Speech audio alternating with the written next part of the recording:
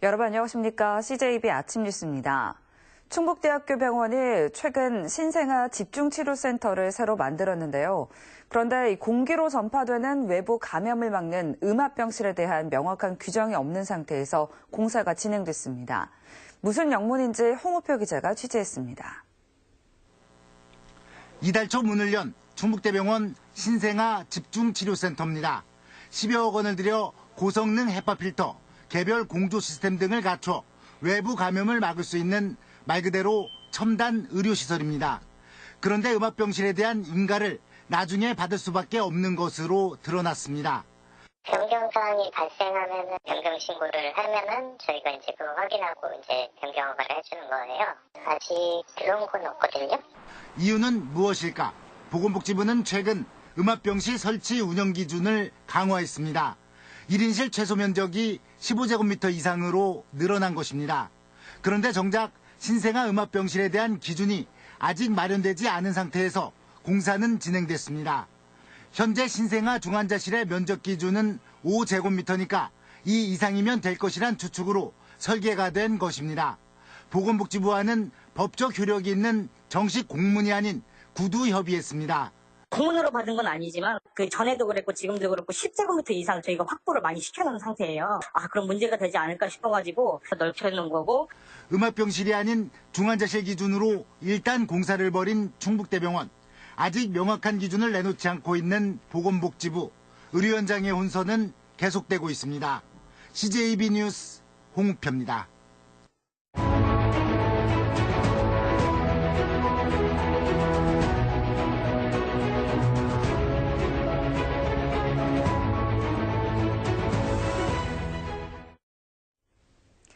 강호축 추진 과제로 고속철도망 구축과 첨단 전략산업 육성을 짚어봤었는데요.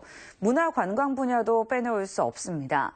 강호축의 뼈대인 백두대간을 국민 쉼터로 조성하고 권역별 문화관광 자원을 적극 활용하자는 내용입니다. 조상호 기자입니다. 강원에서 호남으로 뻗는 강호축의 중심 충북은 소백산과 월악산, 속리산 등 3개 국립공원이 허리를 떠받치는 지형입니다. 충북하면 지금은 반도체라든지 다양한 발전 등 덕분에 이제 그런 쪽도 많이 생각이 나지만 그래도 충북은 역시 깨끗하고 맑은 자연 환경이 아닌가 싶은데요.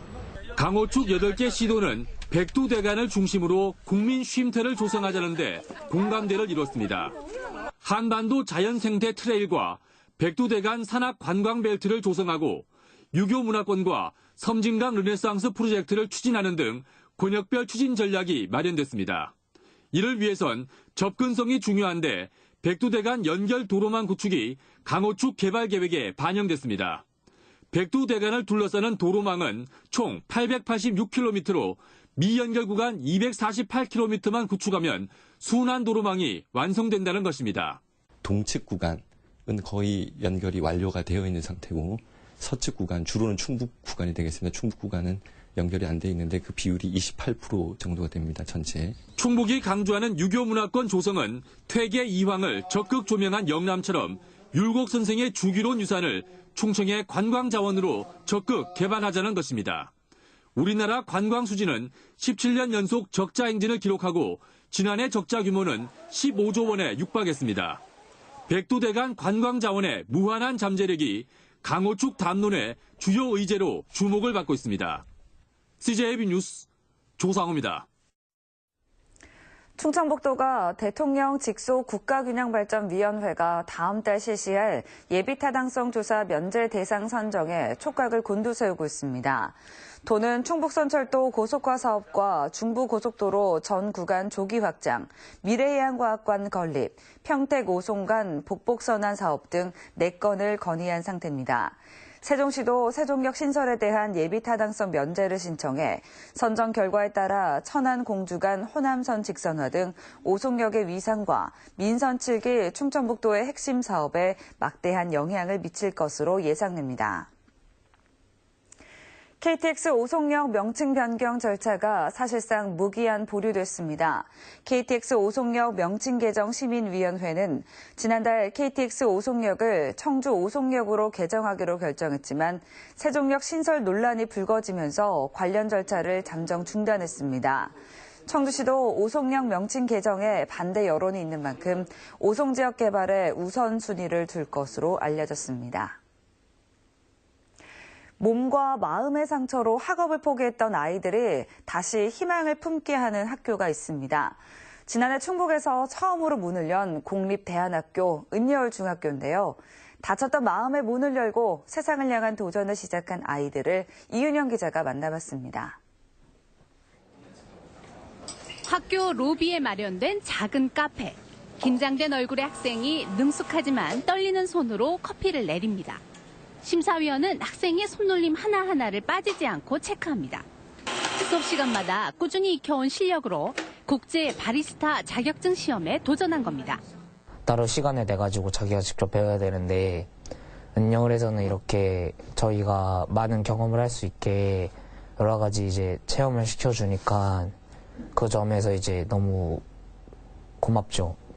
밀가루, 설탕, 우유를 정확히 계량해 혼합기에 넣고 반죽을 만듭니다. 알맞게 발효된 빵을 꺼내 오븐에 넣어 맛있게 구워내는 것도 이제 척척입니다. 일하고 싶은 것도 없고 뭐 꿈도 없었는데 이런 프로그램을 하면은 제빵사도 되고 싶다는 생각은 한 번쯤은 꼭 할 수 있어가지고 좋아요. 오늘의 강사가 된 학생이 가장 자신 있는 요리를 친구들과 함께 만들어보는 요리 수업에 나무를 자르고 다듬어 멋진 가구를 만드는 목공예 수업까지 학생들을 위한 다양하고도 재미있는 수업들이 즐비합니다. 처음에는 내가 할까 뭐 이런 생각이 있을 수 있지만 이제 같이 준비하면서 친구들도 나도 할 수 있겠구나라는 생각을 하고 점점점 더 이렇게 다양한 경험들을 해가면서 자기들의 미래를 이렇게 꿈꿔가는 것 같아요. 지난해 3월 도내 최초이자 유일한 공립대안학교로 첫 발을 내디딘 은여울 중학교. 학교 폭력과 왕따, 문제아로 낙인 찍혀 갈 곳 없는 아이들을 위한 공간입니다. 일반 학교에서는 접할 수 없었던 다양한 교육 과정과 자유로운 수업 분위기. 여기에 선생님들의 헌신적인 사랑이 더해져 아이들은 새로운 꿈을 품을 수 있게 됐습니다. 하지만 연계할 대안고등학교의 설립은 아직도 요원한 상황. 아직은 고등학교가 없어서 다시 일반 학교로 진학해야 되는 그런 어려움이 있습니다. 그래서 가능하다고 하면 고등학교가 빨리 생겨서 대안고등학교가 만들어져서 우리 아이들이 거기 진학하고 더 행복하게 더 자유스럽게 배움을 이어갔으면 좋겠어요. 아픈 아이들은 있어도 문제아는 없다. 닫힌 마음의 문을 열고 세상과 소통하기 시작한 아이들. 충북 최초 공립대안학교의 도전은 계속되고 있습니다. CJB 뉴스 이윤영입니다.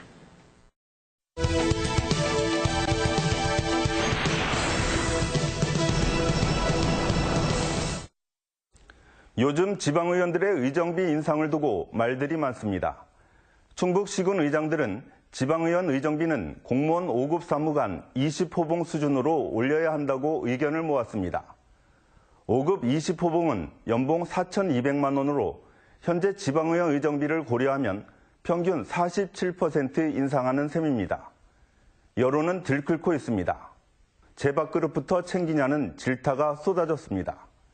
하지만 사실 지금 받는 지방의원들의 의정비는 많은 게 아닙니다. 올려줘야 합니다. 문제는 그만큼 역할을 하고 있느냐는 겁니다. 여론이 들끓는 이유는 지금 받는 의정비조차도 아깝다고 생각하는 유권자가 대다수라는 얘기입니다. 지방의원 하면 연수를 빙자해 해외 다녀오고 술 마시고 싸우고 당리 당략에 따라 거수기 역할 하는 것 외엔 딱히 떠오르는 게 없다고 말할 정도입니다. 물론 다 그런 건 아닙니다. 밤늦게까지 최선을 다하는 의원도 있습니다. 하지만 이런 의원은 손에 꼽히는 게 현실입니다. 이런 상황에서 지방의원들의 의정비 인상 논의는 주민들의 속내를 몰라도 너무 모른다고 밖에 할 수 없습니다. 정치는 주민들의 뜻을 잘 읽어야 하는데 역시 잘 읽지 못하고 있구나 하는 해석이 나옵니다. 지방의원들은 자신을 챙기기보다는 현재 무엇을 해야 할지 심각하게 고민해야 합니다. 주민들이 불편한 점은 없는지 봉사자의 자세로 세심하게 살피는 일부터 시작해야 합니다. 과거엔 무슨 일이고 무조건 하면 된다라고 했지만 요즘은 해서는 안 되는 일을 가려내는 안목이 더 중요한 시대입니다. 지금 지방의원들에겐 의정비 논의보다는 주민들의 말을 경청하고 주민의 마음을 헤아리는 자세가 더 필요해 보입니다. 데스크 논평이었습니다. 충청북도 교육청이 모든 국공립 유치원에 통학버스를 도입하기 위한 검토에 착수했습니다. 이는 통학버스를 운영하지 않는 것이 국공립 유치원의 정원 미달의 중요 원인이라는 교육부 등의 판단 때문입니다. 현재 도내 239개 공립유치원 가운데 통학버스를 독자 운영하는 곳은 17.2%인 41곳에 불과하고 정원 충족률은 79.9%인 것으로 나타났습니다. 도교육청은 초등학교와 차량을 공동 운영하는 유치원을 제외할 경우 연간 38억 원의 예산이 추가 소요될 것으로 예상하고 있습니다. 통계청이 2016년 지역 내 총생산, 즉 GRDP 상승률을 집계한 결과 충북은 53조 4,921억 원으로 전년보다 6.39% 증가한 것으로 나타났습니다. 이 같은 상승률은 전국 평균인 2.95%보다 3.44%포인트 높고 16개 시도 가운데 제주도에 이어 두 번째로 높은 수치입니다. 산업연구원이 발표한 지역소득 역외 유출 관련 자료에 따르면 2016년을 기준으로 충북에서는 9조 7천여억 원의 소득이 역외로 유출된 것으로 나타났습니다. 이 같은 유출액 규모가 충북 지역 내 총생산, 즉 GRDP에서 차지하는 비중은 18.4%에 달했고 전국 16개 시도 가운데 충남과 경북, 울산 등에 이어 6번째로 큰 것으로 조사됐습니다. 진천군이 신속한 재난 상황 전파를 위해 2020년까지 무선 마을 방송 시스템을 구축합니다. 설치 대상 마을은 292곳이며 이 중 아파트 37곳을 포함해 올해까지 118곳에 무선 마을 방송 시스템을 설치했습니다. 진천군은 내년 10억 원, 2020년에 27억 원을 추가 투입해 무선 방송 시스템 구축을 완료할 계획입니다. 다음은 오늘 도내에서 열리는 행사를 안내해드립니다. 청주에서는 SK하이닉스와 함께하는 힐링 나눔 콘서트가 오후 7시 청주 아트홀에서 열립니다. 충주에서는 영유아 뮤지컬 무지개 물고기 공연이 오전 10시 문화회관에서 열립니다.